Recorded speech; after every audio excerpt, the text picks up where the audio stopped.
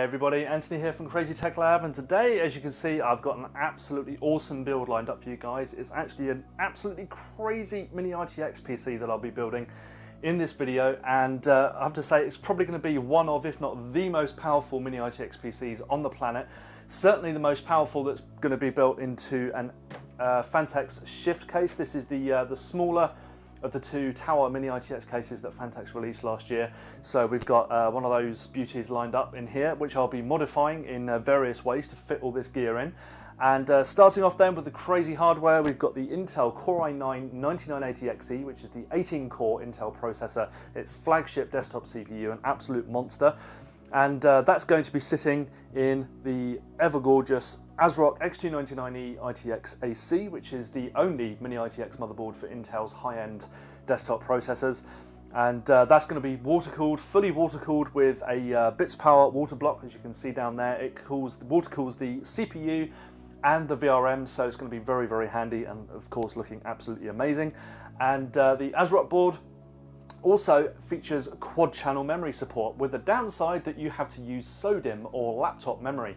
And thankfully, Corsair has come up trumps here, because as you can see here, I've got one of the craziest memory kits ever conceived, I think, which is a 32GB set of 8GB SODIMMs. So that's 32 gigabytes of laptop memory in 4 modules, and as you can see there, it's rated at 4000 megahertz. So an absolutely insane quad-channel setup there. And I've also got a 1TB Intel 760p SSD, plus the that's an M.2 SSD. I think I said that already, and also the Optane 32GB module as well. So I'll be taking up a couple of the 3 M.2 SSDs, sorry, M.2 slots on this ASRock motherboard. And for gaming then, well, I did have a few choices with the graphics cards. There's a few very small GTX 1080 Ti's. But also there's the RTX 2080 Ti as well, and I have found it is a bit of a squeeze in this case with the power supply that I've chosen, that I'll talk about in a minute. But the RTX 2080 does just fit, and over here, as you can see, I've got the EK Water Block's Vector RTX 2080 Ti RGB water block for it as well, so fully water-cooled system. And moving on then to the cooling.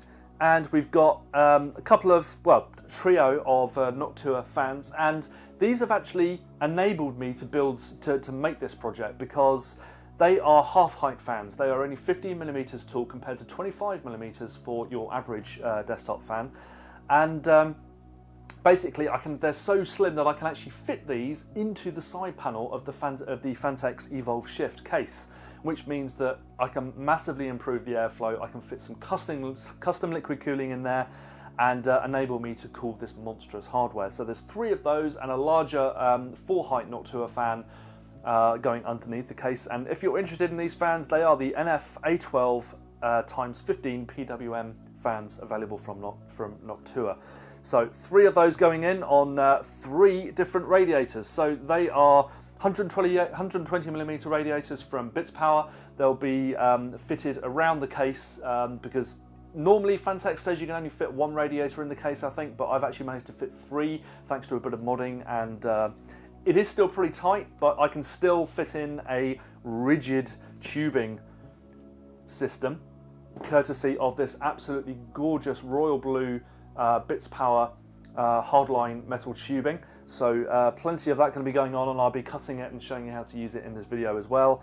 And also a whole bunch of these gorgeous Bits Power fittings as well. So it's kind of chrome fittings with royal blue tubing, so it should look absolutely sick when it's done.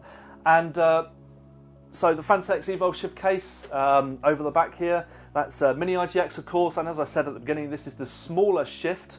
I'll take the processor box away so you can prove it. This is going to be the smaller shift, not the larger Shift X. So most, if not all, of the water-cooled builds that I've seen have featured the Shift X. This is going to be the smaller shift.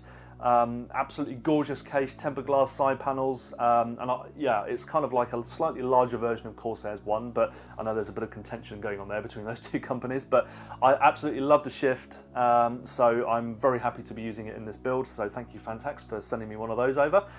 And more on the water cooling side of things, over here we've got the Phanteks Glacier series R160 reservoir. So That's a combined DDC pump and reservoir that I'll be sort of fitting vertically in the case. It's a really great way of installing that pump in this case as well, and it looks great.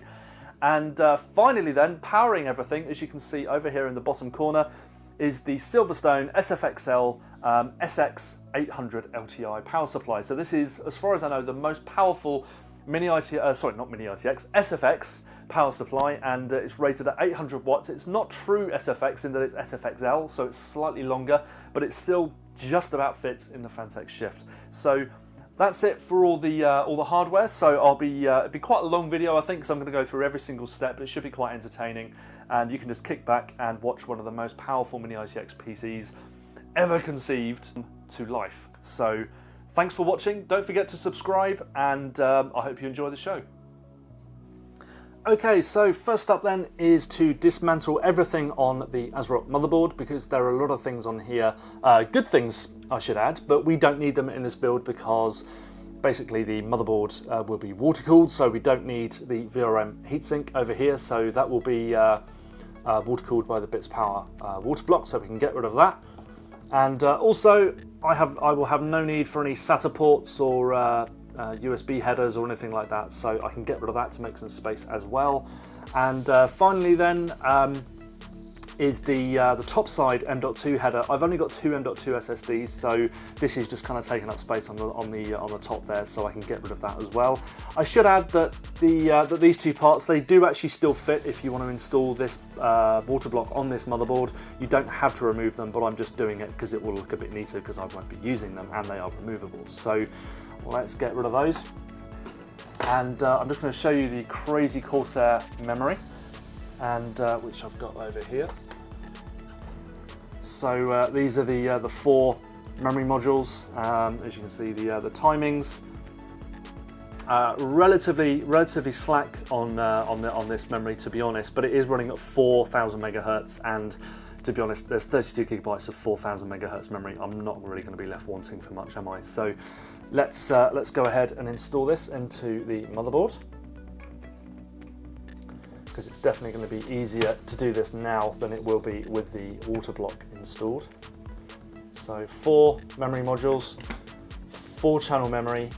So the only thing you're really losing in this motherboard compared to a larger ATX model is the ability to make use of all those PCI Express lanes with multiple PCIe devices, but it's still pretty cool, and I only have need for a single graphics card anyway, so all my storage is more than catered for on this motherboard as it is. So that is the memory installed, so we can go ahead and look at the SSDs. Okay, so next up we're going to be installing the M.2 SSDs, and here is the first one, which is the 32GB Intel Optane Memory Series M.2 SSD. So we're going to put that one in this slot over here. And I've got the screw here, hopefully this will go well on camera. And I don't mind not having these on show because, to be honest, space is very limited on the top side. A lot of the other motherboards do have heat sinks, but that's just not an option on this board because there's not enough room behind here. As you see, there's actually 2 ports on the rear, and the final port is on the top side, but there's just no space for any heat sinks here, so you wouldn't be able to fit the heat sink on top of here and still clear the motherboard tray. So that's the M.2 SSDs, and as I say, I'll be just installing this one off camera, which is the 1000 gigabyte 1 terabyte Intel 760p SSD. So here we've got the mini monster, the Core i9 9980XE, which is Intel's 18-core processor, and what I'm going to do now is install it so we can get the water block fitted. So I'm just going to put that to one side so we don't run the risk of dropping it into the CPU socket, and if we did that I would probably cry, as those pins are extremely delicate. I'm just going to get rid of a bit of dust there, and let's see if I can actually get this around the right way first time. There we go, spot on. Latch down and lock it off. So we're now ready to install the water block after we've installed some thermal paste. I've now installed the CPU and applied some thermal paste, and what we'll be doing now is installing the gorgeous ASRock full cover water block for this board, so let's go ahead and do that. So we've got an RGB cable, which is proving a bit difficult to deal with on camera because it keeps getting stuck on everything. So I'm just going to plonk that down on there, and hopefully it will just slot into place like so. I can feel that sliding around on the thermal paste, so we've got that installed. And what we'll be doing now is just using the 4 screws that you need from the top side, and I love how easy this is.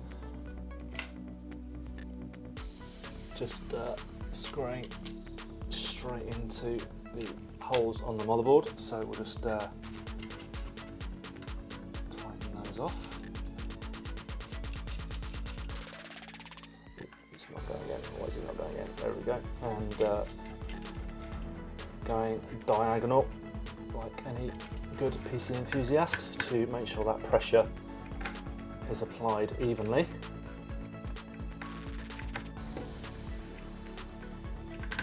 And eventually we'll start locking these down. There we go. 1, 2, 3, 4. And on the flip side, there are just 2 further screws that we need to deal with, 2 more screw holes, which are there and there, so I'm just going to deal with those off camera. So that's pretty much the water block installed. Looks absolutely amazing, doesn't it? So I'll remove that protective plastic on there when we're done, and then we can continue with the build. So I thought I'd just show you guys the reservoir and pump combination that I'll be using. So it's the Phanteks Glacier R160, so it's the 160mm long version of their combined DDC pump and reservoir. So if I flip it over, you can see that's where the DDC pump sits with a heatsink on the top, and I've got the EK water blocks PWM controlled one, so I can power that in the from the motherboard, or at least speed control it from the motherboard and power by a Molex with some cables that I've braided here, and also fitted a blue O-ring on the pump just for a bit of colour coordination. And interestingly, the easiest way to install it in the Phanteks Shift I've found is to actually mount it. I've got a radiator sitting in the bottom, and there's a push fitting here, one of the Beats Power ones. I really like these things. So basically, the other end is like a barb with a large O-ring on it, and you just basically slot this on, and that's all you do. So there's no screwing or anything like that. It just slots on top, and that is how I will be mounting the reservoir in the case, which you'll see later. Okay, so here's the naked shift, which I've just dismantled, and what we've got here is the side panel. And what I'll be doing with this one is cutting some air vents in here using a local water cutting service. So behind that will sit the slim Noctua fans, and on the inside of the case will sit the radiators. So there'll be 2 radiators on the other side of this, and another radiator in the base of the case down there.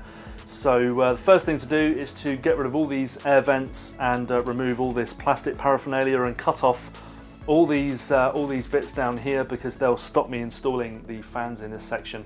So yeah, and also what I want to do is spray the panel grey afterwards. So the first thing to do is to kind of prep the panel for the water cutting, get rid of all those components, do the same with the other one as well, and then we should be in action. And also with the case, I'll be spray painting the case a similar colour to the side panels, which is like a battleship grey kind of colour, and removing a whole load of fixtures and fittings from inside the case as well, so I can fit all the water cooling hardware inside. Not a whole load, not a load of extensive modding, but just making room really, so I can actually fit everything in there. Removing the original fan, and also removing the front panel down here, because there just simply won't be room for it. The power button, thankfully, on the Shift is in the top of the case, just up here on the top panel. So thankfully I don't need to remove that, but it wouldn't have been an issue if I did, because I can just use like a remote control one, like the ones that Silverstone sells. So other than that, not too much modding, as I say. So I'll be dismantling the case completely, and I'll hopefully have some photos of that, because I don't trust myself with a spray can and a camera. So plenty of photos coming up to show you how I actually modified the case.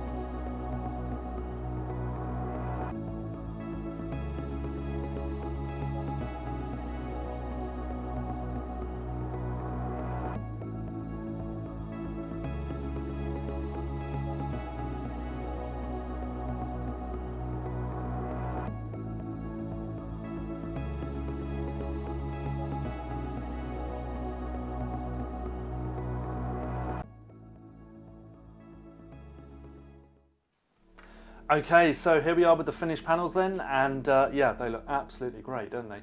So I'll just run you through that process again, and started with removing all the inner components from these panels. I knew there was space for the fans in these panels because, you know, just due to the measurements, but I had to remove lots of the fixtures and fittings which I wouldn't be needing anyway, like the dust filters coming through the side. They're basically redundant because I've now got two lovely new vented side panels there. And if you're wondering about the pattern, it actually comes from the top of the Phanteks case. If you look in the top, there's a very similar pattern to this, which I kind of used as a template, and it's come out really, really well. Next up was to get the panels cut with these panels, with these patterns, as I say. That was probably the most expensive part of this build. It cost about twice as much as the case is actually worth, but there's absolutely no way that I would have attempted this with a Dremel or some sort of mechanical saw or files, that kind of stuff. It's just too intricate and too complicated. So absolutely worth the money there, and thankfully that's one of the biggest parts I've actually had to spend on this case, because obviously all the hardware is sponsored. And next was to apply the grey coat that you can see here, the grey paint finish, and that was topped off with 2K clear lacquer. So if you want to do that yourself, you've got to be really, really careful because it's very nasty stuff. You need a full-on sort of face respirator, and to spray well away from other people as well. So be very careful and follow all the usual guidelines for dealing with noxious fumes. And that's come up really, really well, so I'm really happy with the finish on there. And then the blue detailing actually sits under the 2K clear coat, so you can see the patterns sit in really well, and there's like a nice glossy layer over the top of them. And what I did then was apply a very thin layer of 2K clear coat, then put the vinyl on, and then put several other thin layers of 2K clear coat, and that seemed to stop the vinyl lifting. The vinyl was actually cut just using a standard vinyl cutter, I think it was a Silhouette vinyl cutter, and then transferred onto the panel. The design I actually just got off the internet. I just typed in circuit board, flicked through a few pictures, and then up came one that was absolutely perfect. Uploaded that into the software, and then away you go. So that is it, and we'll just have a quick look at the other side panel, because it's slightly bigger area. Actually needs a bit of a clean there. It's got some marks on it, but yeah, this one looks possibly even sicker because it's got like a much bigger surface area, a whole load more lacquer on here, and yeah, it looks absolutely great. So hopefully you like the designs, and I will just go and get the case, and we can talk about through the modding that I've done over on the actual chassis.